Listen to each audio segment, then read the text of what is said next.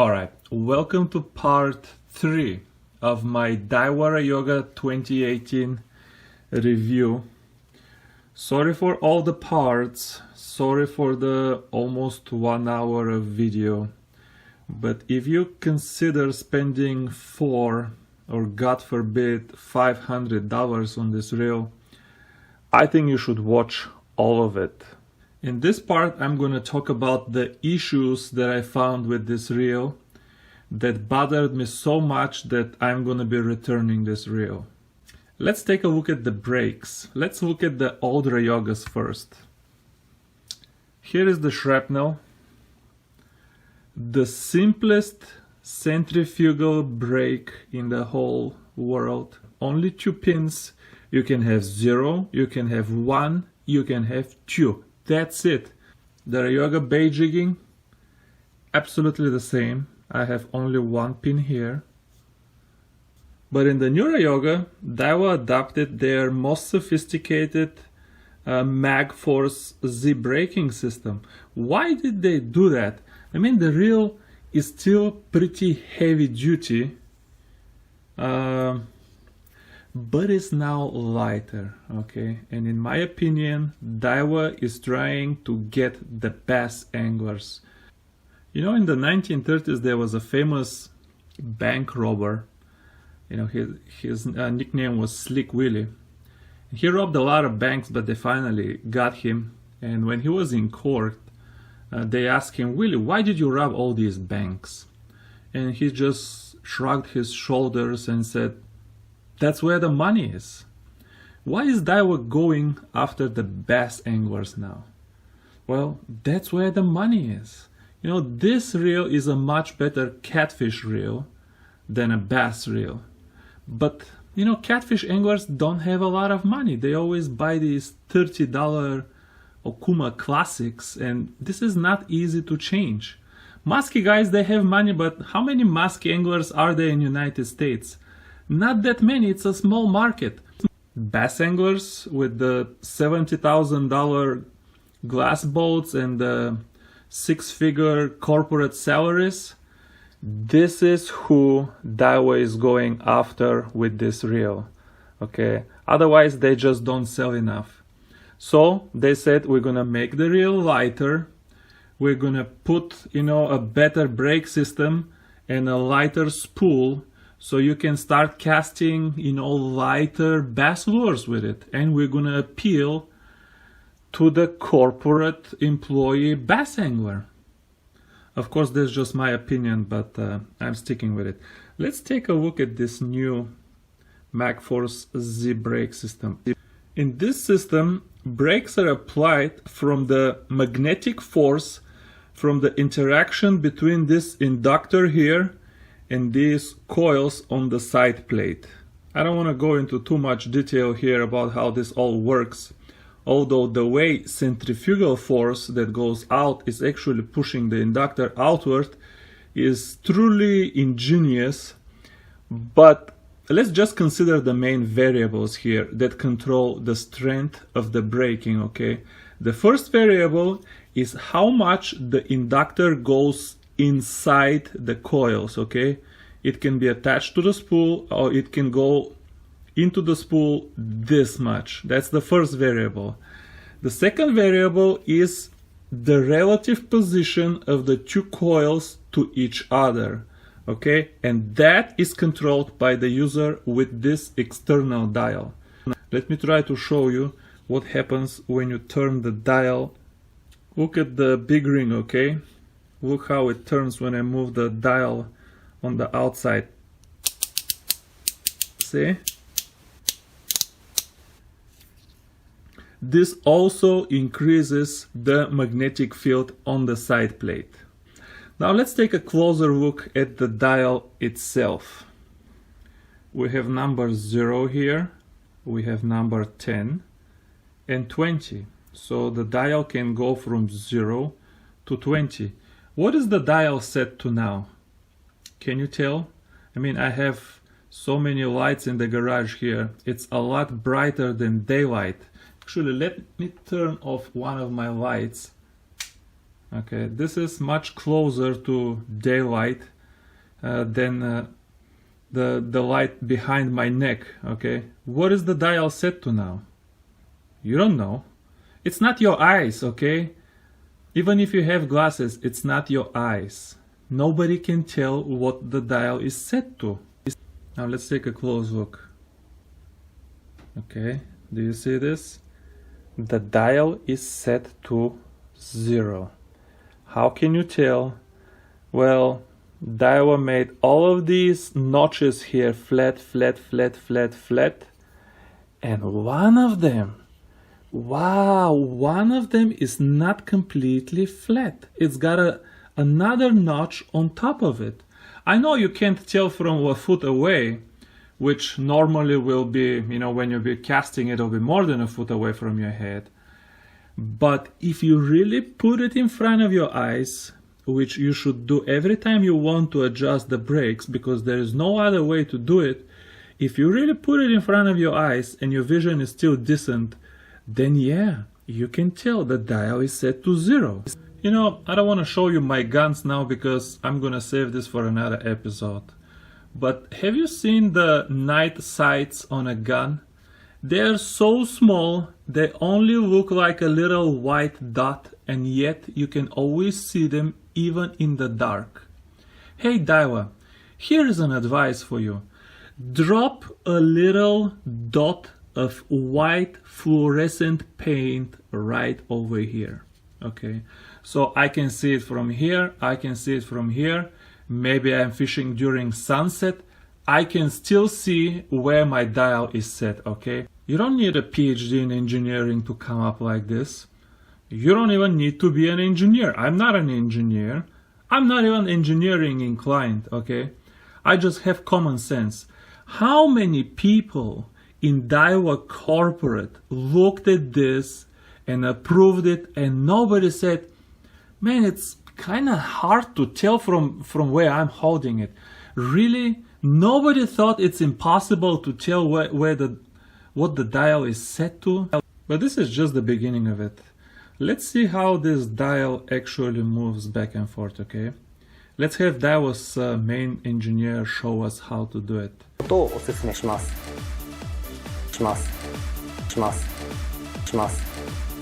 So easy, right? Just put the fingers and this part of the video really got to my nerves because this is not how this dial moves. Let's look at the side plate up close again. These notches that your fingers are supposed to hold are not high enough to begin with. But then, to really have a laugh, the designer decided to put the dial with these notches in a recession on the side plate. Look, there is like a... I don't know how to set the camera. Oh, this is a good way. There is like a little slot that goes deep into the side plate. So they put the dial with the tiny notches inside this slot. So the notches don't even stick out. How are you supposed to grab this? And then, to make this the perfect prank, the designer decided to put some monstrous tension on the other side that is required to move the notch even if you have a good grip. This thing is just about impossible to move. The whole dial is really designed as a prank. Imagine you and your buddy, go on your boat and you have 2 of these reels, but you decide to pull a prank on him, and on your reel these notches are bigger and they stick out, and you have a soft spring on the other side that controls the tension. But you want to pull a prank on your buddy, so you file the notches to make them really small. Then you machine cut the side plate to make a recession here. Then you put the dial deep inside this recession so he can't reach it. And then you replace the spring on the other side with something really tough to really increase the tension. Then he gets the prank reel and it's trying real hard, and then he breaks his nails and you're laughing your ass off. And then later you showed him on the video that you did this as a prank. This is really the best way to describe this dial. But here's something even more interesting. If you somehow manage to push this forward, And by the way, when you try, you really have to find this key here, and you have to use this for leverage. There is nothing else. This one sticks a little bit out. If you manage somehow to push this forward, for some reason, I haven't disassembled the mechanism on the back, but for some reason pushing it back is even more difficult. I don't know why, but I confirmed this with another user. Pushing it back is impossible, okay? I don't care if you grab it. The only way to move this back is with a screwdriver or with your nail. But you're gonna scratch your $400, $500 side plate real quick, and I'm gonna be returning this reel, so I'm trying not to do that. And of course you're gonna break your nails. But yeah, returning the dial back, I mean, the other way is hard. This way is impossible without a nail or something else. And going back to Daiwa Corporate, how many people approved this thing? I mean, this design is obviously bad. I mean, there is no grip. These notches are too small. They're put in a recession. The tension is too much. Nobody noticed this. Nobody brought this up. It just boggles my mind. But I don't want to spend too much time on this because this is actually not the main problem of the reel. And the way I fish, I don't even care about brakes because I lug some heavy stuff out there. So I would just set up the brakes to 15 and never touch it again. So let's move on. Let's put the side plate back on the reel. And now let's lock it up. Okay. Now let's look at this note here from my first subscriber mail, Mr. Casey. Thanks again for this. And let's see how we can integrate the two of them. Okay. Let's try to do, and this paper is a little bit curly, but that's not a problem. You see this nice gap here? Oh yeah, we've got a decent gap here. But this gap, actually, believe it or not, is not a problem. However, this, what I'm going to show you now, is a problem. Okay, watch carefully the side plate and the frame. I don't know if I can do this on camera, but watch carefully. Can you hear this?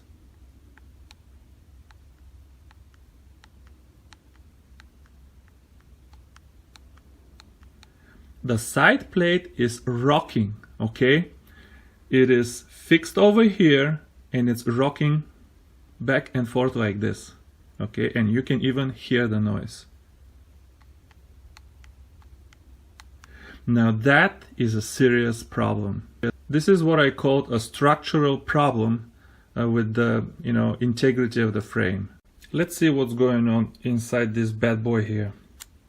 Let's open it again and try to figure out why the rocking. So how is the side plate attached to the frame? There are 4 points where the side plate is attached to the frame, okay? The first point is this metal stud over here. There is a hole over here in the side plate. The metal stud goes in the side plate and this prevents the side plate from rocking at this particular point, okay?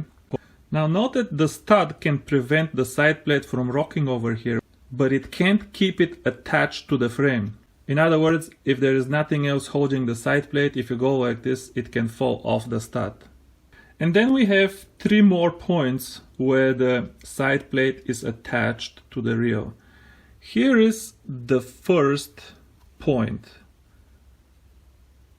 This ear over here, okay, this plastic ear goes inside this slot over here where my nail is right now, okay?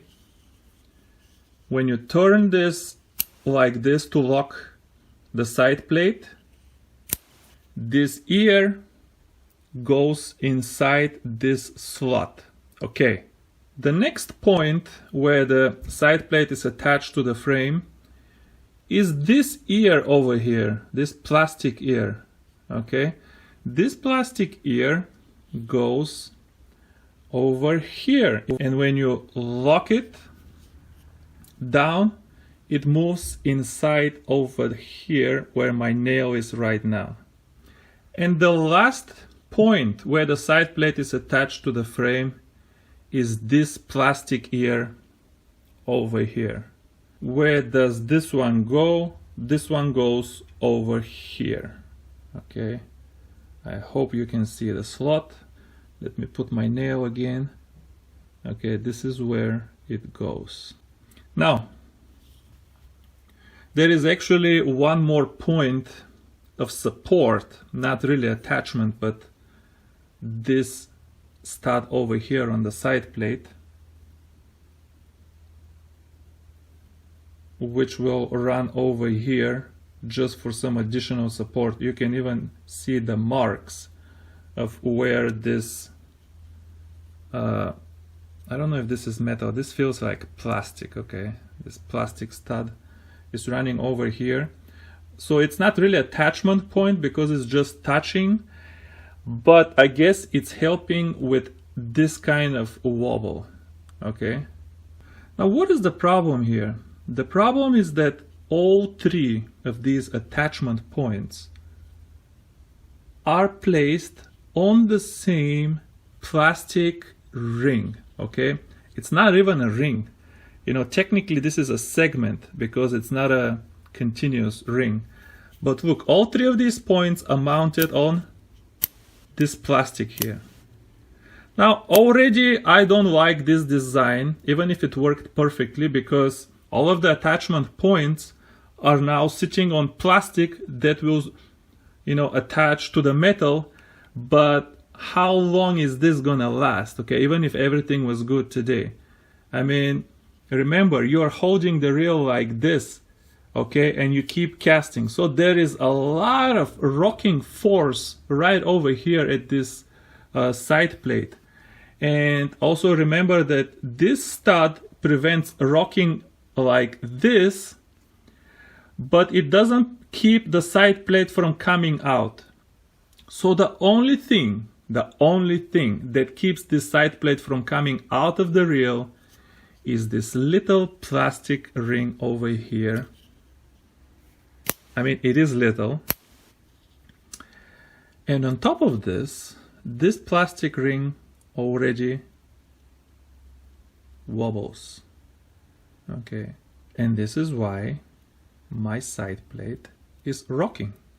Now let's think about who's at fault here. Okay, can we blame the factory for, you know, poor quality control and you know manufacturing defect, and can we improve this with, you know, more attention at the Daiwa factory? In my opinion, the factory shares no fault for this defect whatsoever. Everything else in this reel fits absolutely perfectly. I mean, NASA can use this on a lunar mission and they can rely on this mechanism to operate perfectly, okay? And I believe there was zero error in the execution and manufacturing of this side plate. This thing was defective by design. This is just a horrible design that had no hope of coming out without this problem. Let's say that my reel didn't have this rocking motion, okay? The other YouTuber that I spoke with told me that his reel actually doesn't have this rocking motion. Well, think about this. How long can this plastic piece here survive holding the side plate together? Remember how you're going to be using this reel. Your hand will be right here and you're going to be casting all day. I mean, this is where you're going to be holding the reel, for the side plate. Daiwa even goes out of their way to call this a direct touch side plate. Yeah, it's direct touch, all right. So all day you're going to be casting, you're going to have this rocking motion here.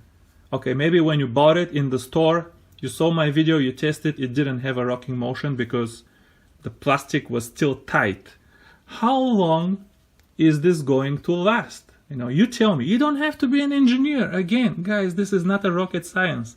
This thin piece of plastic is not gonna hold the side plate for a very long time. You know, it's much easier to find out what's wrong than to say how to fix it. You know, if I did it, I would have not one, but at least one more metal stud over here, okay? That would prevent all kinds of rocking like the one I have right now, because the two metal studs, at least as far as this rocking is concerned, that would put an end to this. So then all the plastic ring will be used for is not to hold the side plate from rocking like this, but the plastic ring will just keep the side plate from falling off, which is maybe a reasonable expectation from a little plastic ring. But even for that, I would not rely on a piece of plastic. It just compromises the entire beautiful and otherwise bulletproof design of the reel.